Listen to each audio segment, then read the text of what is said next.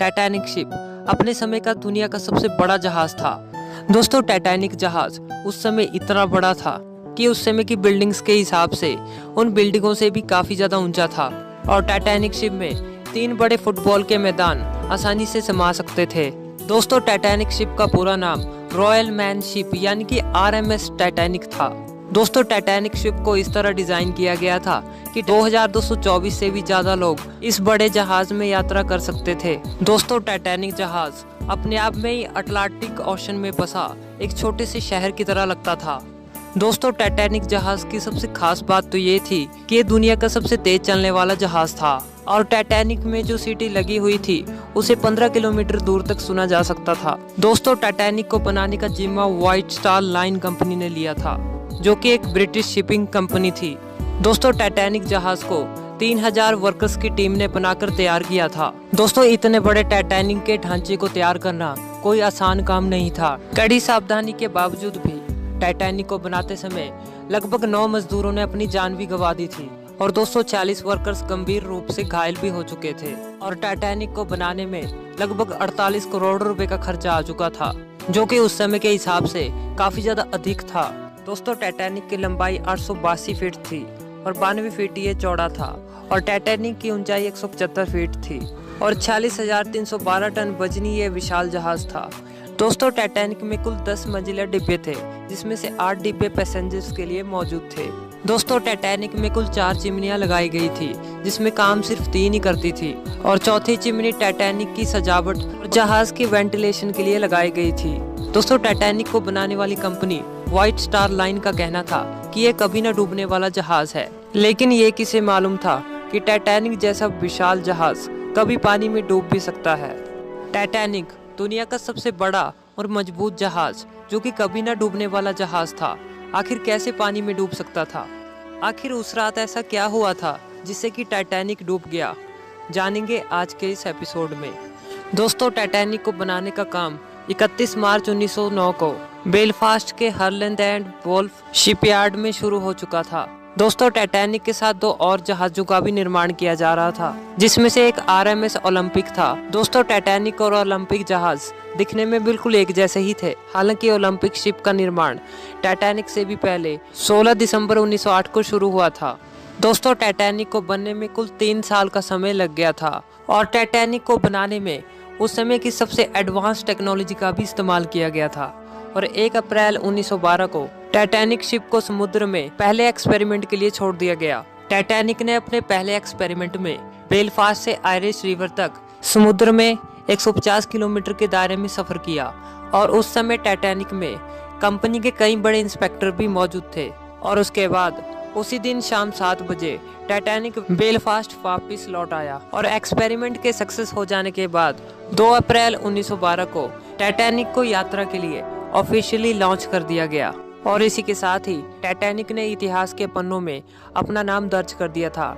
दोस्तों, Titanic ship अपनी पहली यात्रा से पहले ही काफी ज्यादा पॉपुलर हो चुका था, क्योंकि उस समय में टाइटैनिक का मुकाबला कोई भी जहाज नहीं कर सकता था। दोस्तों, टाइटैनिक में A क्लास, B क्लास और C क्लास के रूम्स मौजूद थे और A क्लास रूम सबसे लग्जरी था। टाइटैनिक में यात्रा करने के लिए फर्स्ट क्लास का टिकट 2.70 लाख रुपए का था, सेकंड क्लास का टिकट 1 लाख रुपए और थर्ड क्लास का टिकट 2000 रुपए का था। इसके अलावा टाइटैनिक में यात्रियों के लिए कई सुविधाओं का भी पूरा ध्यान रखा गया था। दोस्तों, टाइटैनिक के अंदर एक सुंदर सा स्विमिंग पूल भी मौजूद था, जिसमें यात्री आसानी से स्विमिंग कर सकते थे। और डेली योगा करने वालों के लिए टाइटैनिक में एक योगा रूम भी मौजूद था। इसके अलावा एंटरटेनमेंट के लिए स्क्वैश कोर्ट गेम भी मौजूद थी। इसके अलावा नहाने के लिए टाइटैनिक में एक एक्सपेंसिव टर्किश बाथरूम भी मौजूद था, जो कि काफी ज्यादा लग्जरी था। टाइटैनिक में एक एक्सपेंसिव कैफे भी मौजूद था, जिसमें वेज और नॉन वेज में कई प्रकार की खाने की चीजें भी उपलब्ध थी। दोस्तों, फोटोग्राफी करने के लिए टाइटैनिक में एक स्पेशल रूम भी मौजूद था। और इतना ही नहीं, टाइटैनिक में फर्स्ट क्लास और सेकंड क्लास के लिए 2 अलग अलग लाइब्रेरीज भी मौजूद थी। इसके अलावा टाइटैनिक में फर्स्ट क्लास और सेकंड क्लास के यात्रियों के लिए 4 लिफ्टें भी लगाई गई थी। और इतना ही नहीं, थर्ड क्लास के यात्रियों के लिए भी टाइटैनिक में अच्छे खाने की व्यवस्था की गई थी।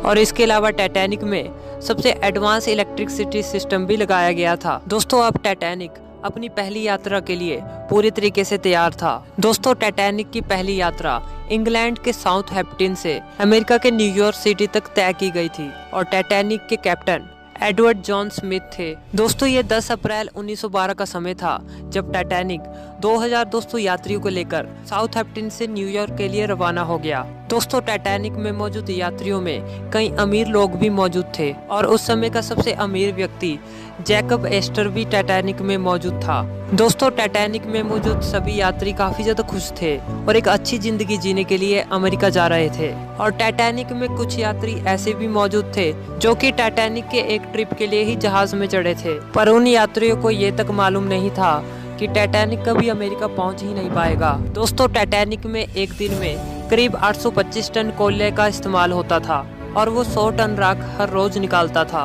और टाइटैनिक में हर रोज 14,000 गैलन पीने का पानी का इस्तेमाल होता था। जहाज में 40,000 अंडे रोज खर्च हो जाते थे और 1500 गैलन दूध लग जाता था। जहाज में 20,000 बियर और 1500 वाइन बॉटल ऑन बोर्ड थी।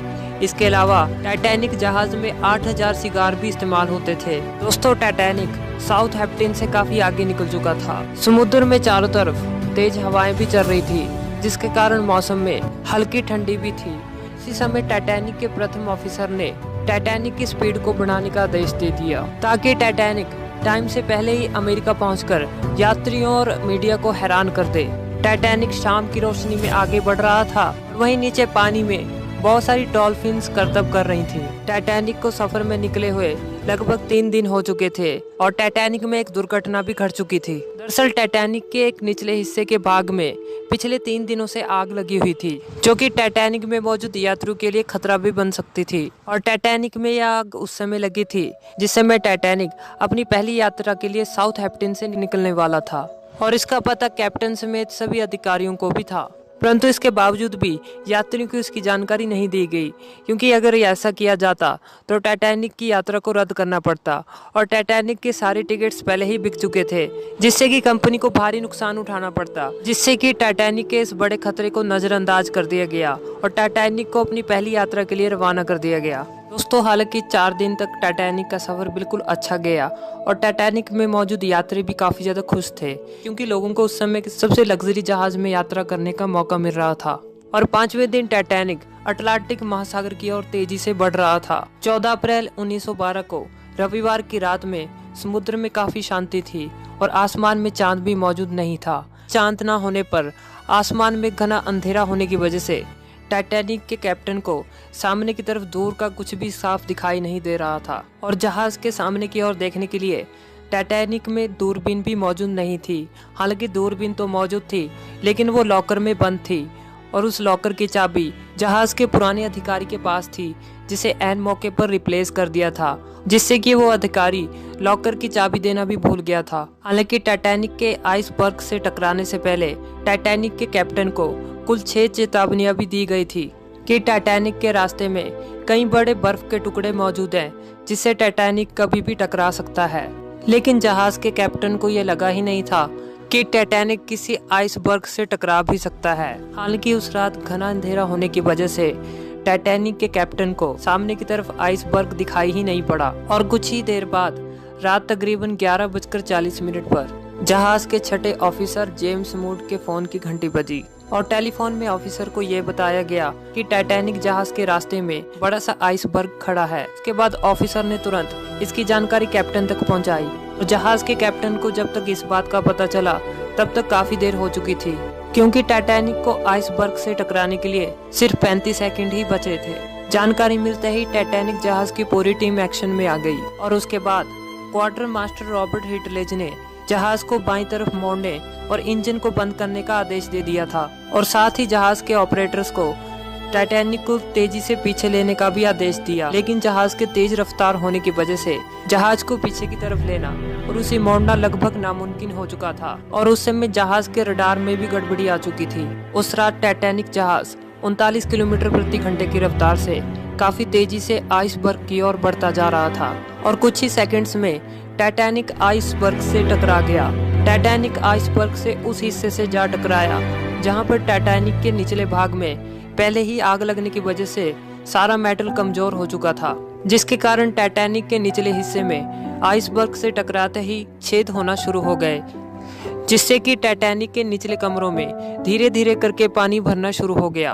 उस समय टाइटैनिक में मौजूद सभी यात्री लगभग सो रहे थे, जिसके कारण कुछ यात्रियों को यह पता ही नहीं चला कि टाइटैनिक आइसबर्ग से टकरा गया है। टाइटैनिक के निचले हिस्से में पानी भरना शुरू हो चुका है। हालांकि उसके बाद टाइटैनिक में मौजूद ऑफिसर्स ने सोए हुए सभी यात्रियों को जगाया और उन्हें लाइफ बोट की ओर तुरंत जाने के लिए कहा। जैसे ही यात्री को ये पता चला कि टाइटैनिक के निचले रूम्स में पानी भरना शुरू हो चुका है, तब यात्री नीचे से जहाज के ऊपर की ओर भागने लगे।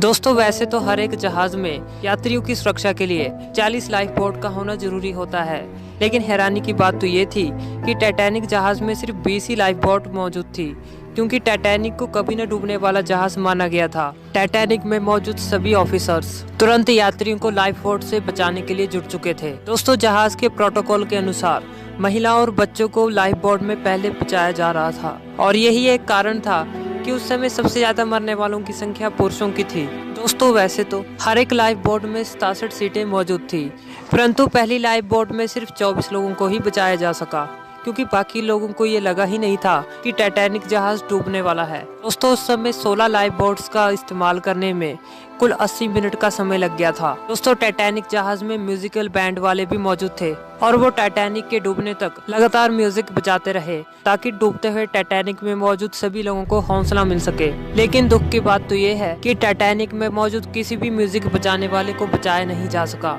और टाइटैनिक के साथ उनके भी पानी में डूबकर मौत हो गई। दोस्तों, टाइटैनिक द्वारा कई रॉकेट्स को भी आसमान में छोड़ा जा रहा था, ताकि इस मैसेज को देखकर कोई दूसरा जहाज हेल्प के लिए आ जाए, लेकिन कोई भी दूसरा जहाज हेल्प के लिए वहां पर नहीं पहुंच पाया, और देखते ही देखते टाइटैनिक शिप अटलांटिक ओशन में डूबने लगा। दोस्तों, टाइटैनिक के आगे का हिस्सा धीरे धीरे पानी के अंदर जाने लगा और इसके पीछे का हिस्सा पानी के तल से ऊपर उठने लगा, और अधिक भार होने की वजह से टाइटैनिक के बीच से 2 हिस्से हो गए, और 15 अप्रैल को ठीक रात 2:20 में 3 घंटे के अंदर टाइटैनिक अटलांटिक ओशन की गहराइयों में समा गया, और इसी के साथ ही 1500 लोगों ने अपनी जान गंवा दी थी। हालांकि ज्यादातर यात्रियों को लाइफ जैकेट्स भी दी गई थी, लेकिन उस रात अटलांटिक महासागर में जमा देने वाली ठंड थी, जिसके कारण अटलांटिक महासागर का पानी का टेम्परेचर -2 डिग्री तक पहुंच चुका था, जिससे लोगों के पानी में डूबते ही तकरीबन 10 मिनट के अंदर उनकी मौत हो गई। और इस भयानक हादसे में सिर्फ 709 लोगों की ही जान बचाई जा सकी, क्योंकि टाइटैनिक में सिर्फ 20 ही लाइफ बोट्स मौजूद थी, जबकि टाइटैनिक 64 लाइफ बोट्स ले जाने के लिए बना था। हालांकि टाइटैनिक के दुर्घटना के बाद कार्पथिया जहाज सुबह 4 बजे यात्रियों की सहायता के लिए तो पहुंच गया, लेकिन उस समय काफी देर हो चुकी थी, और 18 अप्रैल 1912 को कार्पिया जहाज कुछ जिंदा बचे यात्रियों के साथ न्यूयॉर्क पहुंच गया। यदि उस समय टाइटैनिक में दूरबीन मौजूद होती तो शायद टाइटैनिक आइसबर्ग से ना टकराता और 1500 लोगों को अपनी जान ना गंवानी पड़ती। हालांकि ज्यादा से ज्यादा लोगों की जान बचाई जा सकती थी, जिससे कि लापरवाही के चलते कुछ ऐसी छोटी छोटी गलतियां की गई थी, जिन्होंने अंत में जाकर भयानक दुर्घटना का रूप ले लिया। हालांकि दुर्घटना में जान गंवा बैठे लोगों में से सिर्फ 306 लोगों की ही लाशें मिल पाई।